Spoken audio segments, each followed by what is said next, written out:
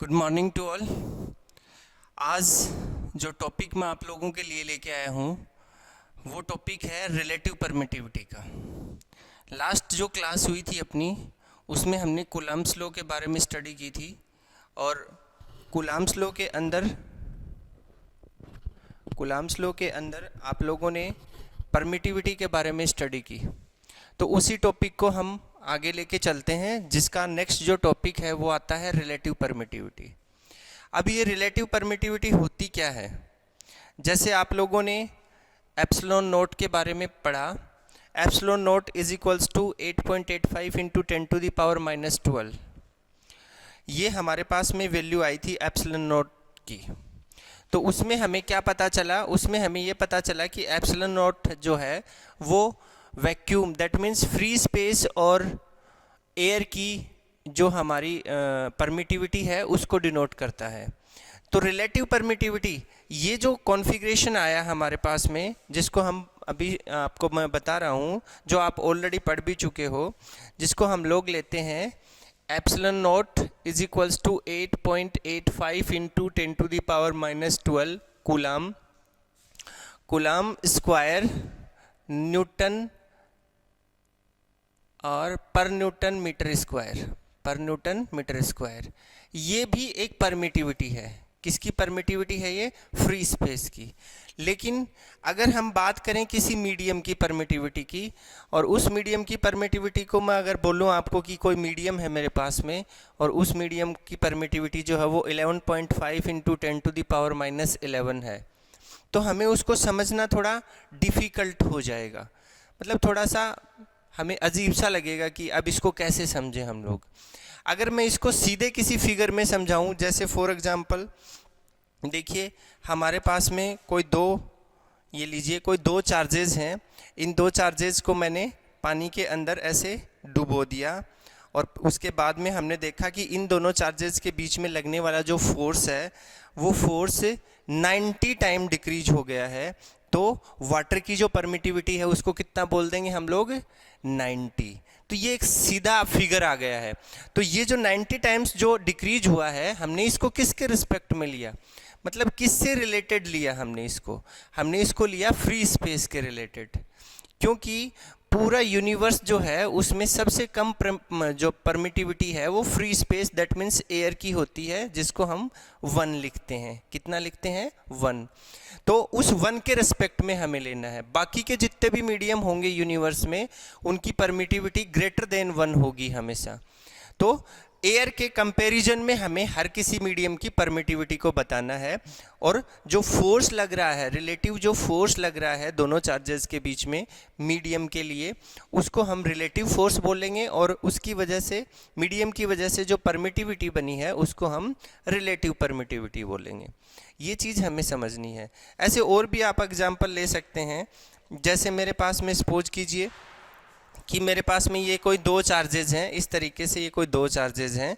इन दोनों चार्जेस के बीच में हमने कोई दूसरा मीडियम लगा दिया। जैसे ये कोई मीडियम लगा दिया आपने, ये मीडियम लगा दिया इस तरीके से, ये मीडियम। तो कितने टाइम फोर्स डिक्रीज हुआ? आपको एक ही बात समझनी है, कितने टाइम फोर्स डिक्रीज हुआ। पहले जब हमने इसके अंदर कोई भी मीडियम नहीं रखा था, इसका मतलब दोनों चार्जेस के बीच में क्या था? एयर थी, फ्री स्पेस था। तो इन दोनों के बीच की परमिटिविटी कितनी थी? 1। अब जैसे ही इन दोनों चार्जेस के बीच में हमने कोई मीडियम रख दिया, तो अब इसकी परमिटिविटी जो है वो चेंज हो जाएगी, और इस परमिटिविटी की वजह से इन दोनों चार्जेस के बीच में लगने वाला फोर्स जो है वो भी चेंज हो जाएगा। तो इस चीज़ को हम आज स्टडी करने वाले हैं। तो आज हम बात करने वाले हैं रिलेटिव परमिटिविटी की। तो मैं यहाँ से आपको बताता हूँ कि क्या होती है रिलेटिव परमिटिविटी। देखिए आप, रिलेटिव परमिटिविटी,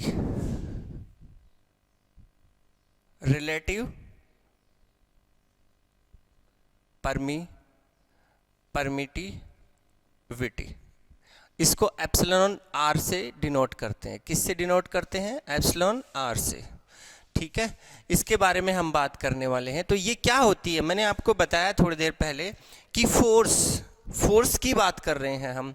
फोर्स, कौन सा फोर्स? जो एक उन्हीं दो चार्जेस के बीच में, जैसे कोई दो चार्जेस हैं आपके पास में, एक ये चार्ज है ए, अब एक ये चार्ज है बी, इन दो चार्जेस के बीच में लगने वाला फोर्स, अट्रैक्टिव और रिपल्सिव टाइप का फोर्स, व्हेन जब इन दोनों चार्जेस के बीच में एयर है तो फोर्स कितना आया, ठीक। उसके बाद में हमने इसके बीच में मीडियम रख दिया तो फोर्स कितना आया, दोनों का हमने अलग अलग फोर्स निकाला और उनका हमने रेशियो कर दिया, तो रिलेटिव परमिटिविटी आ गई एयर टू मीडियम की, एयर टू मीडियम की। तो उसी चीज़ को मैं यहाँ पे डिनोट कर रहा हूँ फोर्स की फॉर्म में। तो हम लोग लिखेंगे यहाँ से, देखिए epsilon are is equals to force in air और free space, force in air और फ्री स्पेस, ऐसे लिख सकते हैं आप इसको, free space upon force in medium, upon force in medium, medium. ये हमारी क्या होती है, ये हमारी क्या होती है, रिलेटिव परमिटिविटी के लिए फॉर्मूला होता है। That means force in air और free space to the force in medium. जैसे फॉर एग्जांपल आपने किसी सब्जेक्ट में सपोज कीजिए कि 30 आउट ऑफ 25 मार्क्स गेन किए, तो आप कैसे लिखते हैं उसको, 25 अपॉन 30, हाउ मच, इस तरीके से डिफाइन करते हैं कि 30 में से आपने 25 मार्क्स गेन किए हैं, तो ये इनका रिलेशन बताता है। सिमिलर प्रोसेस इसमें भी हम ले सकते हैं कि यहाँ पे देखिए मीडियम की जो परमिटिविटी, फोर्स जो मीडियम का है वो फ्री स्पेस के कंपैरिजन में कितना है, वो हमें रिलेटिव परमिटिविटी को डिफाइन करेगा। अब अगर हम इसको आगे कैरी फॉरवर्ड करें तो हम लोग लिख सकते हैं epsilon are is equals to force in air को हमने एफ नोट से डिनोट किया और फोर्स इन मीडियम को हमने एफ एम से डिनोट किया। तो ये जो दोनों फोर्स हैं इनकी कैलकुलेशन करेंगे तो 1/4 pi epsilon naught dot Q1 Q2 over are square upon 1/4 pi epsilon M dot Q1 Q2 over are square. ये इक्वेशन निकल के आई आपकी कूलम्ब्स लॉ के अकॉर्डिंग। ये तो कैंसिल हो गए हैं, आपके पास में क्या बनेगा, epsilon are is equals to 1/4 pi epsilon naught dot 4 pi epsilon M और 1, मतलब ये इंटरचेंज हो गए हैं, ठीक है। इसको सॉल्व करेंगे तो ये कैंसिल हो गया, then epsilon are is equals to epsilon M upon epsilon naught. ये आपके पास में रिलेटिव परमिटिविटी के लिए फॉर्मूला निकला। दैट मीन्स ये वाला, इसको अगर हम देखते हैं तो इसके जस्ट ऑपोजिट है। इस चीज़ को देखिए आप, ये आपके पास में लिखा हुआ है, और इसको भी देखिए, equation first and equation second दोनों एक दूसरे के रेसिप्रोकल नज़र आ रहे हैं ना आपको, ठीक है। इस तरीके से हम इसको समझ सकते हैं। अब देखो अगर हम इसको और बताएं तो ये जो चीज़ है इसको हम लिख सकते हैं epsilon are is equals to epsilon M. Epsilon M क्या होती है, absolute permittivity of the medium. क्या लिखेंगे इसको, absolute, absolute permittivity, permittivity of medium, medium ये बन गया आपका। और एप्सिलॉन नॉट क्या होता है, permittivity of free space, permittivity of free space ये होता है आपका। इसको हम ऐसे भी डिनोट कर सकते हैं, is equals to epsilon M upon epsilon naught, ये चीज़ आएगी आपके पास, ठीक है। अब देखिए इसके बाद आगे चलें, इसी को थोड़ा और आगे बढ़ाएं हम लोग, तो हमारे पास में क्या आएगा, डाई इलेक्ट्रिक कांस्टेंट जो होता है, एक होता है डाई इलेक्ट्रिक स्ट्रेंथ जिसके बारे में मैंने आपको ऑलरेडी बताया था। अब उसी का एक होता है डाई इलेक्ट्रिक कांस्टेंट, और वो डाई इलेक्ट्रिक कांस्टेंट जो है वो हमारी रिलेटिव परमिटिविटी के इक्वल होता है। तो हम इसको कैसे डिनोट कर सकते हैं, since epsilon are is equals to K, K क्या है, डाई इलेक्ट्रिक कांस्टेंट, के क्या है, डाई इलेक्ट्रिक कांस्टेंट। अब यहाँ से ये जो इक्वेशन फर्स्ट है, सॉरी सेकंड है, इसको अगर मैं यहाँ पे यूज में लूँ तो मैंने यहाँ पे देखना, now from equation first second, तो हम लोग क्या लिख सकते हैं, एप्सिलॉन एम की वैल्यू, तो हमारे पास में आ जाएगा epsilon M is equals to, ये इधर चला गया, एप्सिलॉन नॉट और एप्सिलॉन आर, ये वैल्यू आ गई आपके पास। इसको हमने बनाया थर्ड नंबर इक्वेशन, ठीक है। और सिंस ये चीज़ इसके बराबर होती है तो हम लोग इसको epsilon M is equals to epsilon naught into K ऐसे भी डिनोट कर सकते हैं, ये के है। इक्वेशन नंबर ये आपकी थर्ड नंबर है और ये आपकी फोर्थ नंबर इक्वेशन है, ठीक है। अब देखो एक बात बताता हूँ मैं आपको, ध्यान से सुनिएगा। एक छोटी सी, जैसे मान लीजिए कि मेरे पास में ये दो चार्जेज हैं, ये क्या हैं आपके पास में दो चार्जेज हैं। अब ध्यान से देखिए, अब इन चार्जेज के बीच में क्या है, अब इन चार्जेज के बीच में फ्री स्पेस और एयर है, ठीक है। अब ये एज इट इज़ है और अब मैंने इनके बीच में एक मीडियम डाल दिया, ऐसे डाला मीडियम, ठीक है। तो जैसे ही मैंने इन दोनों के बीच में मीडियम डाला तो क्या मैंने उस एयर को यहाँ से रिमूव किया था, नहीं किया, मैंने उस एयर को यहाँ से रिमूव नहीं किया। मीडियम डालने के बाद भी एयर को मैंने बिना रिमूव किए ही वहाँ पे हमने दूसरा मीडियम डाला, तो इस वजह से हम इस इक्वेशन को वेरीफाई कर सकते हैं। तो दैट मीन्स मीडियम की, that means absolute permittivity of the medium equal होती है किसके, ध्यान से सुनिएगा, relative permittivity into permittivity of free space, दोनों के, जो से मैंने अभी आपको एग्जांपल बताया। अब अगर हम इसको फोर्स की फॉर्म में लेके आए तो यहां से देखिए, since we know that F M is equals to होता है 1/4 pi epsilon M dot Q1 Q2 over are square, ठीक है। इसको बनाया फिफ्थ नंबर इक्वेशन। अब अगर इस इक्वेशन के अंदर हम इससे वैल्यू डाल दें, ये वाली वैल्यू यहाँ पे पुट करें, तो हमारे पास इक्वेशन बनेगी F M is equals to 1/4 pi epsilon naught epsilon R dot Q1 Q2 over are square. इस तरीके से ये वाली चीज़ हो गई है 6 नंबर इक्वेशन आपकी।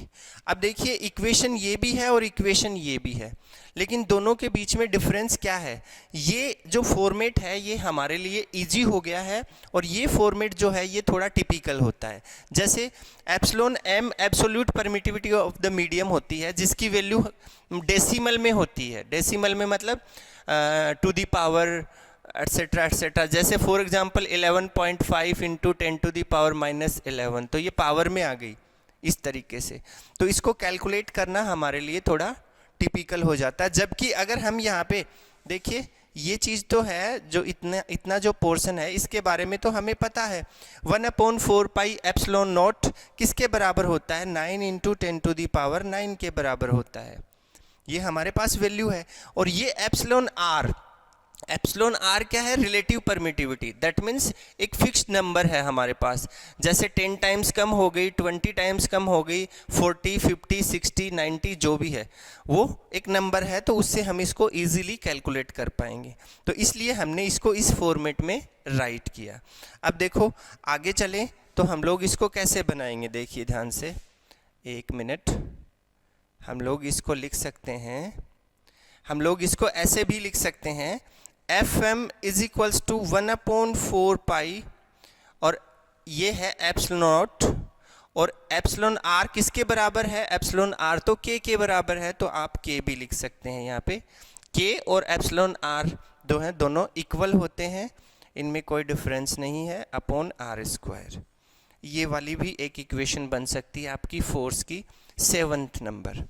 अब अगर इन दोनों इक्वेशन से हम और एक इक्वेशन बनाएं, देखो कैसे बना सकते हैं, इधर से मैं इरेज कर रहा हूं इसको, कैसे बना सकते हैं देखिए।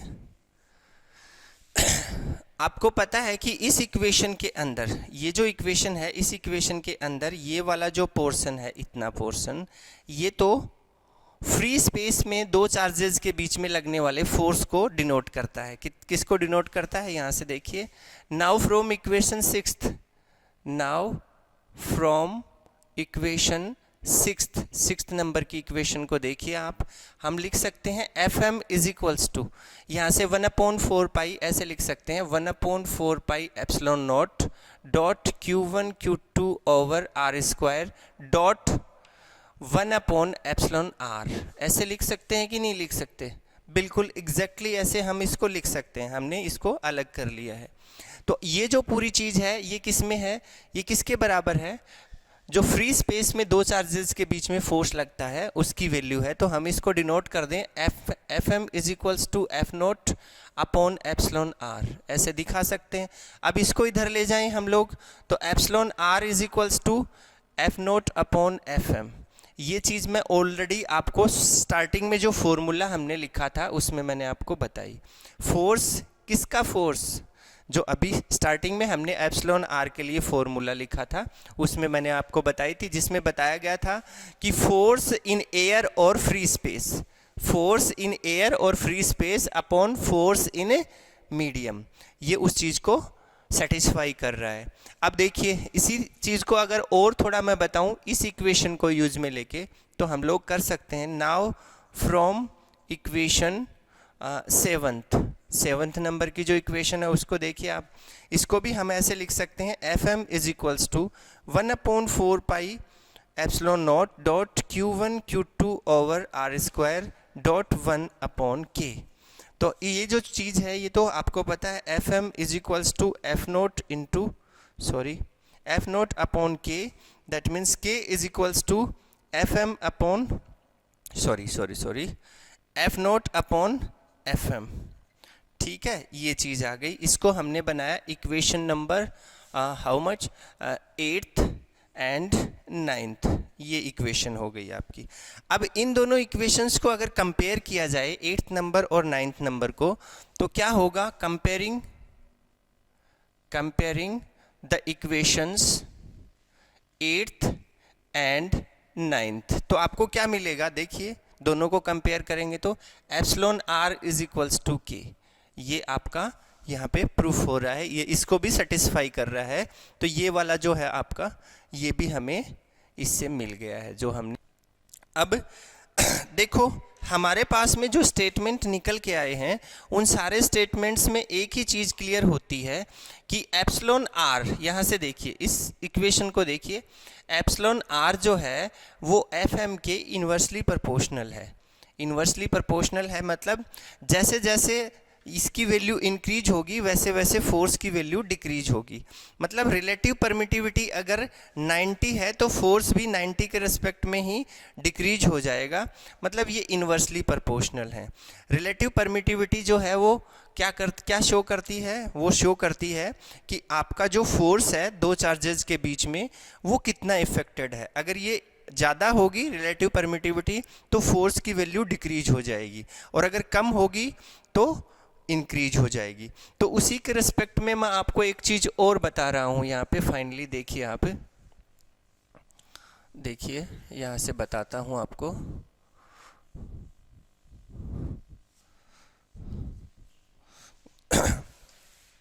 अब अगर मैं आपको बोलूँ कि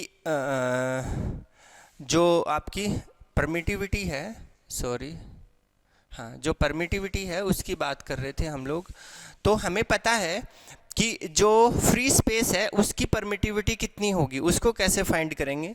तो सिमिलर फॉर्मूला लगाएंगे। यहाँ पे मैंने लिखा epsilon R permittivity of free space, ऐसे हम लोग निकालें उसकी परमिटिविटी। तो क्या लिखेंगे ऊपर? फोर्स इन फ्री स्पेस, जो फॉर्मूला हमने शुरुआत में यूज लिया था उसी को फॉलो करेंगे। Force in free space upon force in free space, force in free space, दोनों सेम ही रहे ना, क्योंकि मीडियम इसके रिस्पेक्ट में हमें निकालना पड़ता है और दूसरा जो मीडियम है वो यहाँ पे लेना पड़ता है, तो दोनों सेम हो गए, is equals to 1।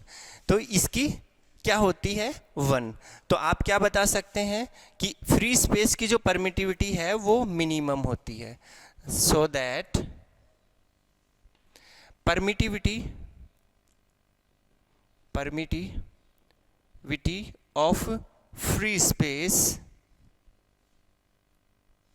is 1, which is minimum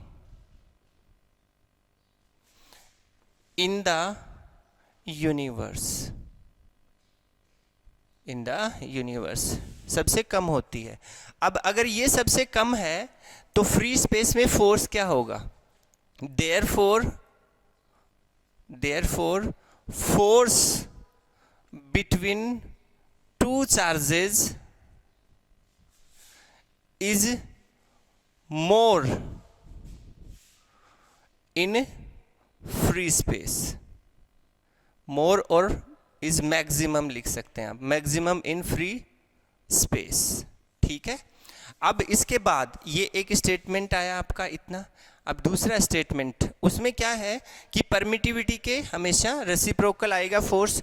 तो जितने भी बाकी, सिर्फ इसको छोड़ के बाकी जितने भी मीडियम बच गए उनकी परमिटिविटी हमेशा एक से बड़ी होगी. क्या होगी? उनकी परमिटिविटी हमेशा एक से बड़ी होगी. तो हम उसको क्या डिनोट कर सकते हैं? Force is maximum in free space, any medium has permittivity, any medium has permittivity greater than 1. क्या होगी? Greater than 1. ठीक है. इसलिए जैसे जैसे परमिटिविटी इंक्रीज हो जाएगी वैसे वैसे force between two charges decrease होता चला जाएगा. समझ में आया इतना? ये होता है. अब अगर हम इस रिलेटिव परमिटिविटी की यूनिट निकालें, यूनिट तो हम पहले से निकाल चुके हैं. अगर इसका डायमेंशनल फॉर्मूला अगर हम निकालें तो वो कैसे होगा? देखिए यहाँ पे इसके बाद जो टॉपिक है आपका वो है डायमेंशनल